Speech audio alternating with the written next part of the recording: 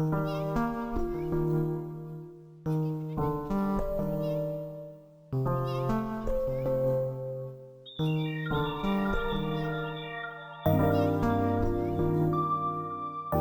hey friends, welcome back to Equipped for Worship, the podcast for worship pastors and leaders serving the local church with biblical depth, practical wisdom, and a heart for faithful ministry.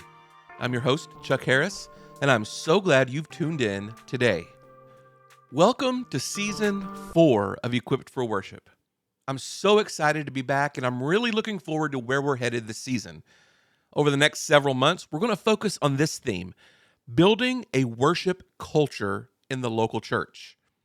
Now that phrase, worship culture, can sound bigger than it really needs to sound. We're not talking about branding. We're not talking about chasing trends. We're not trying to copy what another church is doing because their lighting looks good online and their drummer owns the correct number of black shirts. When I talk about worship culture, I simply mean the habits, the values, the language, expectations, and the spiritual tone that shape the way a church worships over time. Every church has a worship culture. The question is whether that culture is being shaped intentionally by Scripture, by discipleship, humility, and love for the local church. So today, I want to begin the season by asking a simple question. What does a healthy worship ministry sound like? And I don't mean just musically. A healthy worship ministry is not only about whether the band is tight or the choir is strong, the transitions are clean, or the live stream finally includes the acoustic guitar, though praise the Lord, we do rejoice when the acoustic guitar makes it safely to the live stream. What I mean is spiritually, congregationally, relationally, and pastorally. So today I want to look at 5 sounds of a healthy worship ministry. A healthy worship ministry sounds word-centered, it sounds congregational, it sounds humble, it sounds unified, and it sounds faithful. That gives us a good starting point for the season ahead. Well, grab your coffee and let's dive in.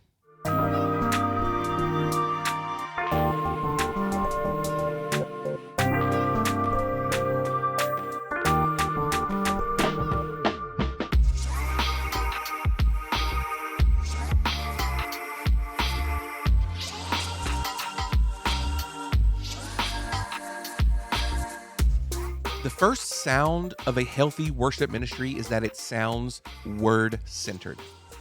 One of my favorite verses, and one you've heard many, many times on this podcast, Colossians chapter 3, verse 16. It says this, "Let the word of Christ dwell richly among you, in all wisdom, teaching and admonishing one another through psalms, hymns, and spiritual songs, singing to God with gratitude in your hearts."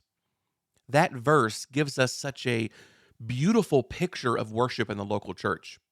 The word of Christ is not supposed to dwell thinly among us. It's not supposed to be sprinkled lightly over our services like a garnish.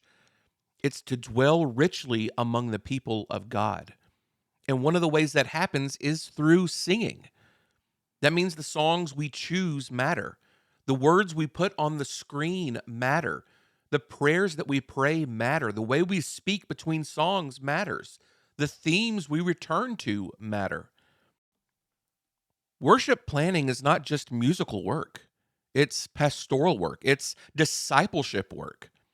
A word-centered worship ministry doesn't simply ask, what song do I like? Or what song is popular right now? The better question is, what truth does our church need to sing? Do they need to sing of God's holiness? Do they need to sing of Christ's mercy? Or do they need hope in suffering? Do they need assurance? Do they need confession? Do they need to remember that God is faithful when life feels uncertain? Friend, those are pastoral questions. And no, that doesn't mean every transition has to become a sermon. Your pastor has prepared the sermon. Let him do what the Lord has called him to do. But it does mean our leadership should be shaped by Scripture. because people carry songs with them.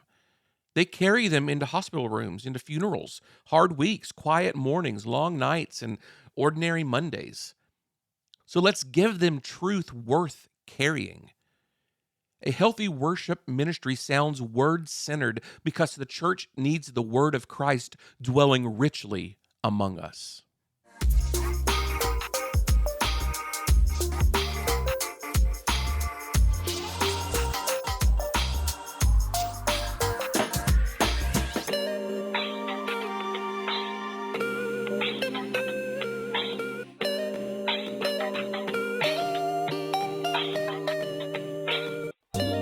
The second sound of a healthy worship ministry is that it sounds congregational. Now, that may seem obvious, but it's easy for worship ministry to drift toward the platform. We can spend so much time thinking about the band, the choir, the vocalist, the sound mix, the lights, the tracks, and the transitions that we forget to ask one of the most important questions. Are we helping the church sing? That question clarifies so much. The worship team is not there so the congregation can watch us worship. The worship team is there to help the congregation worship. The choir's not there to replace the congregation. The choir's there to encourage the congregation. The band's not there to overpower the room. The band is there to support the room. The tech team is not just making things look and sound better, they're helping people hear, see, sing, and engage clearly. When we think congregationally, we make different decisions. We choose keys people can actually sing. We simplify arrangements or cut parts of the song out when needed. We introduce new songs patiently. We leave room for the people of God to hear one another. And I think one of the most important things a worship leader and pastor can learn is to love the sound of the church. Not just the sound of the band, not just the sound of the choir, not just the sound in our in-ear monitors, the sound of the church. That senior adult singing with decades of faithfulness. The teenager learning to sing truth for themselves. The grieving person singing hope through tears. The tired parent singing trust. The new believer singing grace. Friend, that sound matters. A healthy worship ministry is not trying to turn the congregation into an audience. It is helping the congregation participate. So keep asking, are we helping our church sing? Because a healthy worship ministry sounds congregational.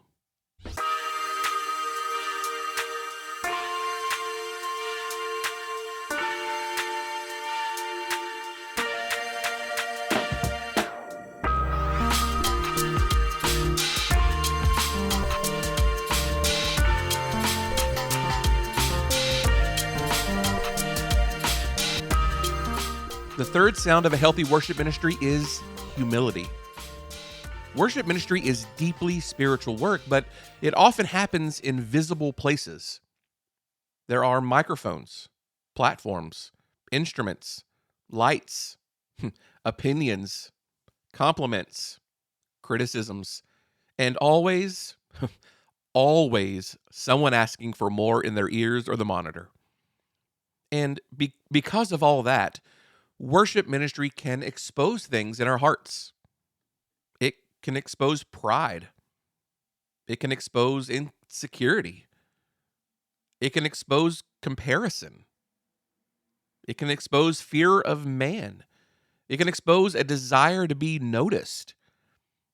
That is why humility matters so much. A healthy worship ministry does not sound like people fighting to be featured. It sounds like people eager to serve. It doesn't sound like musicians asking, how can I stand out? It sounds like musicians asking, how can I support the song and serve the church? It doesn't sound like vocalists competing. It sounds like voices blending. It doesn't sound like leaders using volunteers to accomplish a musical goal. It sounds like leaders shepherding people as they serve. And humility doesn't mean we stop caring about excellence. Psalm 33:3 says, "Sing a new song to him, play skillfully on the strings with a joyful shout." Skill matters. Preparation matters. Excellence matters. But we pursue excellence as an act of love, not as a way to prove ourselves. We rehearse because the message matters. We prepare because the church matters.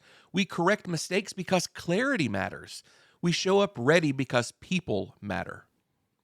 Humility says this is not about me. It says, I can receive correction. It says, the church matters more than a moment. And worship pastors, worship leaders set the tone. If we lead with humility, if we lead with warmth, if we lead with clarity and conviction, we can help build a team culture where people grow not just as musicians, but as servants. The local church doesn't need more platform chasers. The local church needs faithful servants who love Jesus, who love the word, who love the church, and who serve with joy. A healthy worship ministry sounds humble.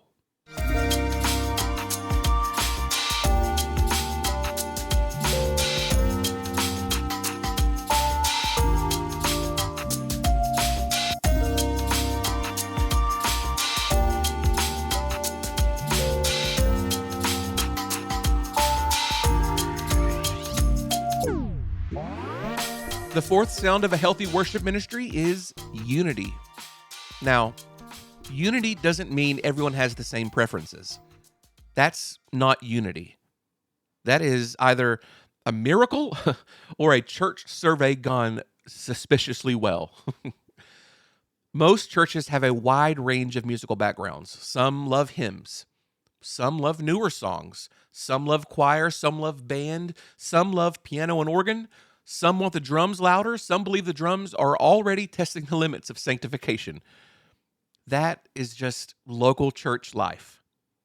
The goal is not to pretend preferences don't exist. The goal is to shepherd those preferences under the lordship of Christ. That's why I like to use Kenny Lamb's phrase, unified worship, over the term blended worship. Blended can sound like we're just mixing styles together. One hymn there, one modern song, one choir anthem, add a bridge, blend until smooth, serve before the sermon. But unified worship is deeper. Unified worship asks, how do we bring the church together around the truth of the gospel?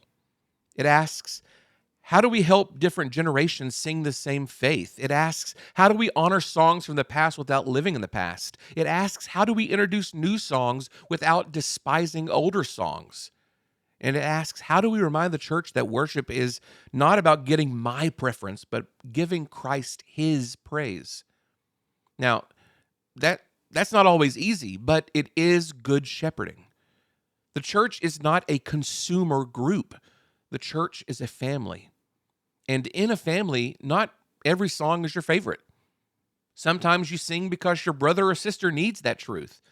Sometimes you learn a new song because the next generation needs language for faith. Sometimes you keep singing an older song because the older generation has carried that truth for decades. Unity means we love one another more than we love our preferences. A healthy worship ministry sounds unified.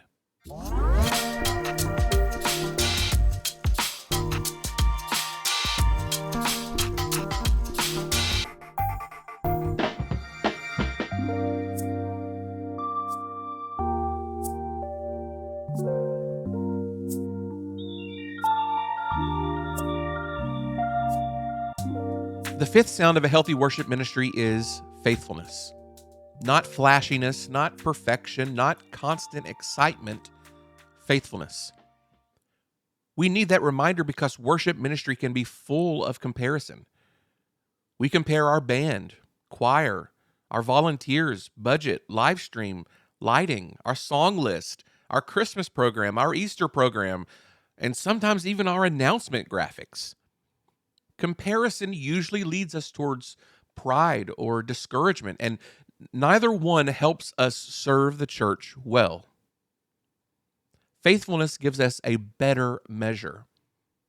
Did we point people to Christ? Did we sing truth? Did we serve the congregation? Did we prepare well? Did we love our volunteers? Did we pursue unity? Did we pray? Did we keep going when things felt ordinary? Because a lot of worship ministry is ordinary. It's choosing songs, it's sending reminders, it's fixing lyrics, it's changing keys, it's encouraging volunteers, helping a nervous student, listening to a choir member, checking microphones, praying through the service, leading when your own heart feels tired. It's showing up again and again and again and again. That might not always feel dramatic, but it matters. 1 Corinthians chapter 4, verse 2 says this, "In this regard, it is required that managers be found faithful." Faithfulness matters to the Lord. The worship pastor, the worship leader serving in a small church matters. The choir director encouraging a tired choir matters. The student running the lyrics matters. The drummer practicing at home matters. The tech volunteer arriving early matters. The senior adult singing with joy matters. And that child learning songs of the faith matters. The Lord sees it. So maybe one of the healthiest questions we can ask after a Sunday service is not, was it impressive? But maybe the better question is, was it faithful? Did we love the Lord? Did we love the church? Did we sing the truth? Did we point people to Christ? A healthy worship ministry sounds faithful.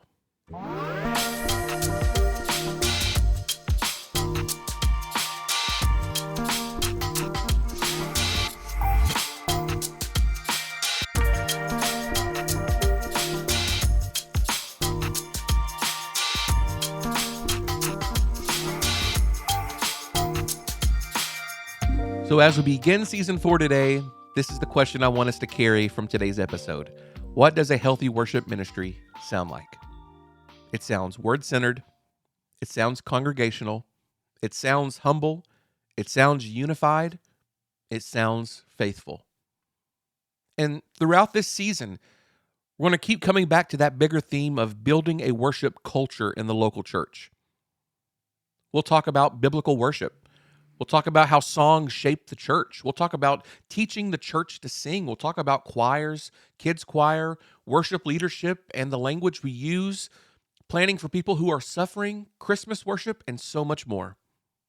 But underneath all of that is this simple desire to help the local church worship God faithfully. And worship culture is not built in one Sunday.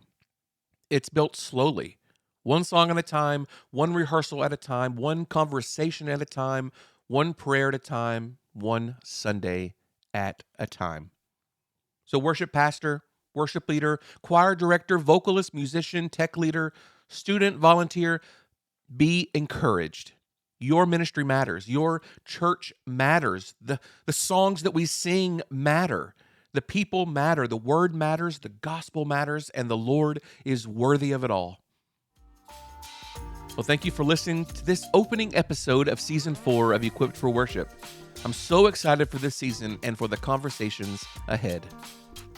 Next week, I'm really excited to share a conversation with Bob Coughlin and David Zimmer from Sovereign Grace Church and Sovereign Grace Music. We talk about biblical worship, congregational singing, song selection, musicianship, technology, humility, and developing the next generation of worship leaders. That episode was recorded in connection with Kentucky Student Worship Camp, and I think it's going to be a strong and helpful conversation for worship pastors, student worship leaders, bands, vocalists, and tech teams serving the local church. So make sure you join us next Wednesday at 6 o'clock a.m. for episode 2, Biblical Worship with Bob Coughlin and David Zimmer. And if this episode encouraged you, or if you have a question, a topic idea, or just want to share what the Lord is doing in your worship ministry, I would love to hear from you. You can reach out anytime at chuck@equippedforworship.com. As always, thank you for serving the local church. Thank you for caring about what your people sing. Thank you for doing the faithful, ordinary, sometimes exhausting, beautiful work of worship ministry week after week. Until next time.